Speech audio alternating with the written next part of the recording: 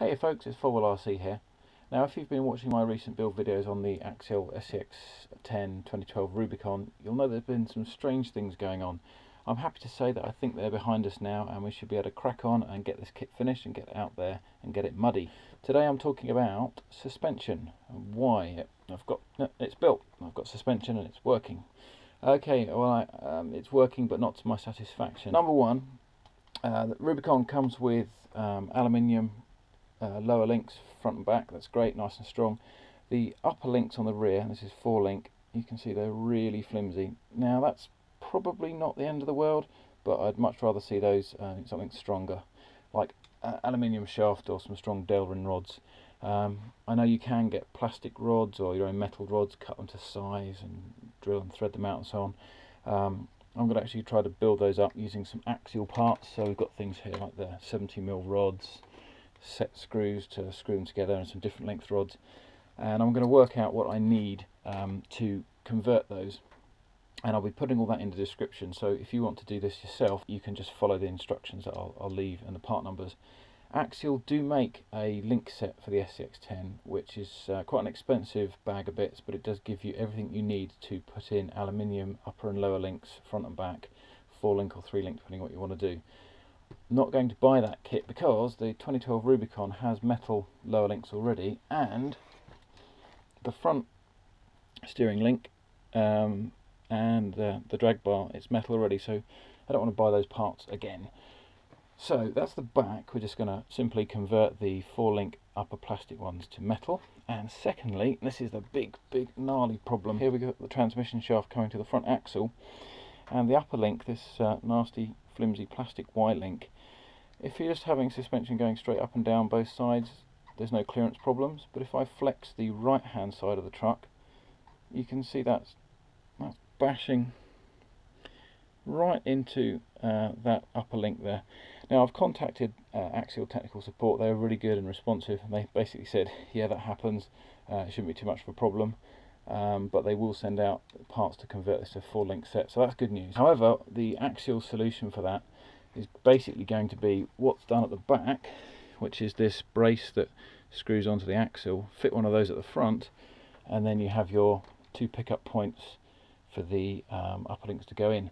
Problem with that is it moves you from having your servo plate mounted on 3 screws down to 2 screws, and I don't really want a flimsy servo mount point. So instead I'm going to go for some different front mounting, and I've tracked down these products, and I'd like to say thank you to, I think his name on YouTube was Stampede19, quite a lot of good videos, and I spotted some parts from him that got me onto level 3 RC. Now this one here is called an upper center link mount SCX13 part number. Looks like this. Or we have a different flavour which is called the center link mount SCX14, and looks like this. Now essentially they're pretty much the same idea. They screw onto the top of the axle just sort of above the pumpkin, and they give you your pickup points for your top links. If I lay these two together you can see what they do. You've got one where the links are going to come in quite central to the car, just there. And you've got another one where the links are going to come much farther out towards the wheels. Obviously pros and cons of both, I guess. I'm favouring this one at the moment up the front, because if I can have the upper links, instead of coming in close, coming in wider, that's going to clear this this transmission shaft a lot better. So what I'm going to be doing is basically fitting these. I won't go through all that on video, it's just going to be a bit boring taking things on and off. I'm going to fit these and then work out with my Axial bag of bits exactly what you need, which parts to convert the uppers to aluminium, and not have to buy the full Axial conversion set and then throw loads of stuff away. The only problem I do have is trying to do this to scale. Everything's kind of black down here and these are silver, so I'm off to the metal finishing company. Righty ho, I've just spent a lot of time fiddling around with all the parts from the level 3 RC center link mount kit, trying to work out where on earth they go. You don't actually get instructions in this set. On their website they do give you some pictures that have helped me roughly work out where everything goes, but here's a quick little sequence to explain to you how to mount this particular bracket and which screws go where. Right, now obviously this bracket is going to go on the back of the truck, on the axle. It goes over the pumpkin, just down there, and then we're going to screw that on in a moment. Now, important things that I have learnt in the last few minutes. Number one, on this bracket there's a flat side, completely flat there, and then there's a side with indentations. Now these indentations face outwards when you put it on the truck, and you get these little black spaces in the set. These black spaces go over these little cutouts, and the reason for that is when you're putting your screw through the axle, which is then going to come through here, if you don't put those spaces on, when you fit the nuts onto the bolts, let's just fit one on, you can see that line down there, there is very little room to get a spanner onto that nut once it's seated down, and it's going to be a real pain to fit. So step number one, put the bracket onto the pumpkin like that. You need about 8 pairs of arms for this. Now you get your screw. Now which screw? There are different length screws in the set. It's the 25mm long one. So 25mm long through the axle, top screw there. Screw that through. There may be a bit of resistance through the plastic of the axle, and it'll pop out the other side, and then through into the hole in the level 3 RC bracket, and same on the other side. So you now have those two screws sticking out, which hopefully you can just about see. I'll try and hold that without them falling out. So there they are, sticking through there. Now they do stick out quite far, but then you're going to take one of these black, I think that's anodized aluminium, and put that spacer over there. Now what I've found is, so the anodizing on those, they are quite stiff, so you'll need to hold it with a finger, hold the space with a finger, and then spin that down, or spin that one down as well. Now there's a bit of a shame on this kit, all this silver hardware, for what I'm trying to do, which is keep everything black. I've anodized the brackets already. They look great. I might try and buy some black screws just to keep it all black down there, but for now silver's fine. So we've got the two 3mm by 25mm screws going through, and they're now holding the bracket in place. You can just about see there. And we now need to put the nuts on. Now use the nylock nuts. These are the 3mm nylock nuts that come with a level 3 RC set, one on each side. Now when you're tightening this up, there's lots and lots of spare thread. The thing about nylock nuts is once you've got the thread through the nylock part of the top of the nut, it is locking. You don't need to tighten this super tight. As long as it's pinching that level 3 RC link mount on, as long as it's pinching it onto the axle, don't do it super tight, otherwise you are going to end up crushing the plastic of the axle and you might distort the axle slightly. And again, another nylock nut on the other side. So now we have, hopefully you can see that, we now have the bracket fixed onto the chassis, ready for some links. Now one really important thing to remember is, because we've taken off the standard axial mount, this is the standard 4-link suspension brace or strut as they call it, that would normally sit across the axle over here like this, and by sitting on there that plugs these holes in the axle. We're not going to have that now, and these holes, they go straight through into where the shaft is coming out.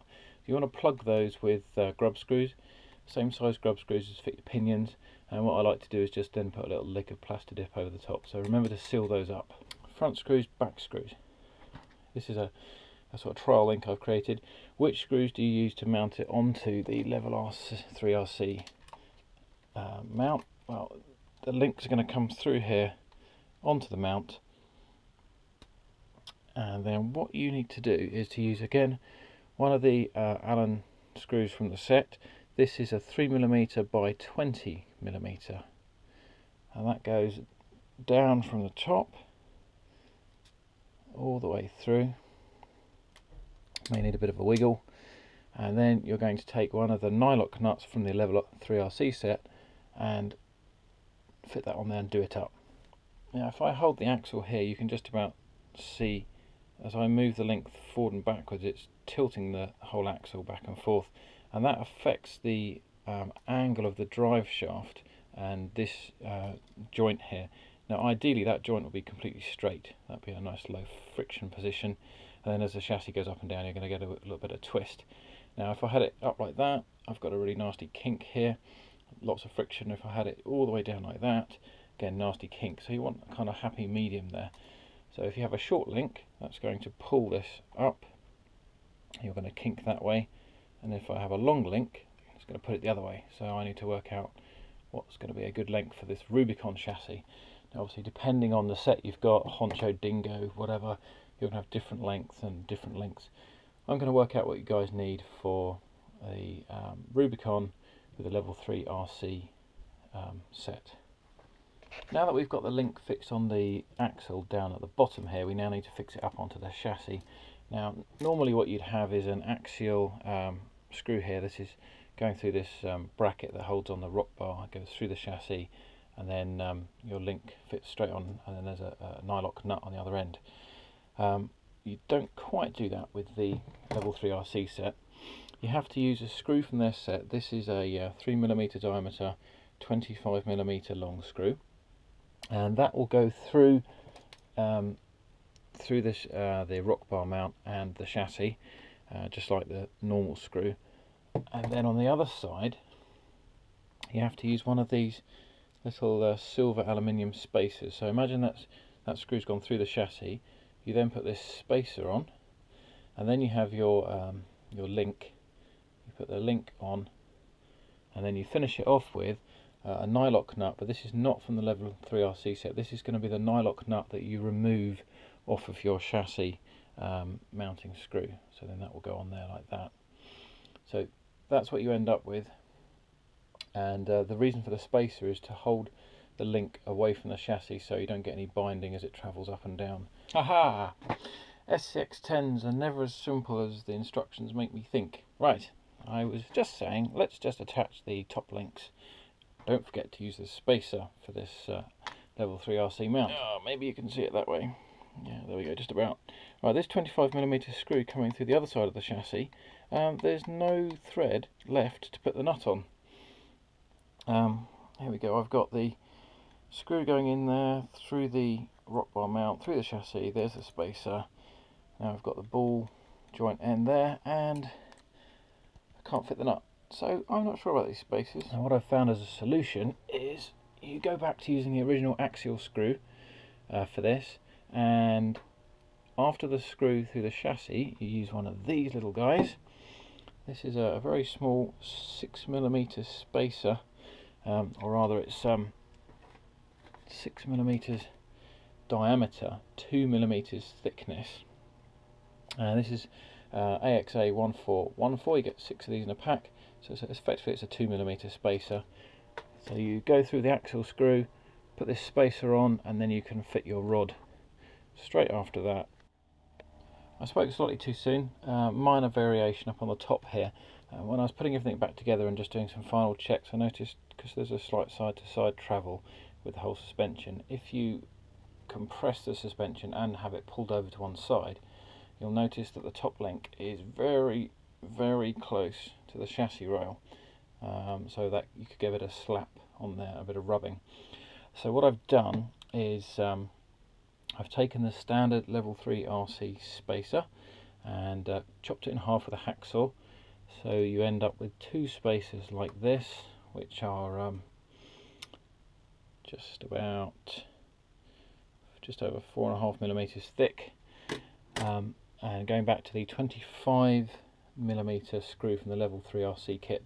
So their screw going through, and then one of, or rather half of one of their spacers, plus the original 2mm axial spacer. I've done that on this side now, and you can see if I compress the suspension and pull it over to the side, that's now, the top link is clear of the chassis, and also clear the drive shafts. For the Rubicon 2012 with the level 3 RC mount, the one that spreads it out wide, you can either fit a solid axial shaft, the 98mm one, that's part number AX30518. Alternatively, you can build up effectively the same length link with two separate shafts like this, and this is using on one side AXA1429, which is a 60mm post, and then joined onto the AXA1424, the 35. So 60 and 35 is 95mm, or you can go for the 98mm, 3mm on a suspension link, not a big deal. Obviously these two, if you've not seen them before, they screw together by using what basically is a really long grub screw or set screw, and they screw together. So you Loctite that when you are doing your final fit. So that's the link length. 95 to 98mm seems to work great, and importantly, this will affect your link length as well, which ball ends are you going to use? Well, I've found by trial and error that the plain straight ball end works the best. This is coming off of Axial part AX80005, which is just a plastic sprue that gives you loads of different link parts. Now the one that I'm using is off of this sprue. It's part number 1, which is the straight link. So straight link on both, straight ball end onto both ends of your rod. I like having the solid links, a bit more bling, matches the bottom link. Clearance wise, just kind of pan this round, you can see that everything is clear everywhere. I don't have a link touching another link. Obviously this link that's made up of two I'm going to replace with the solid link. That's the back done. Now I'm going to go off and scratch my head on links at the front, and we'll carry on.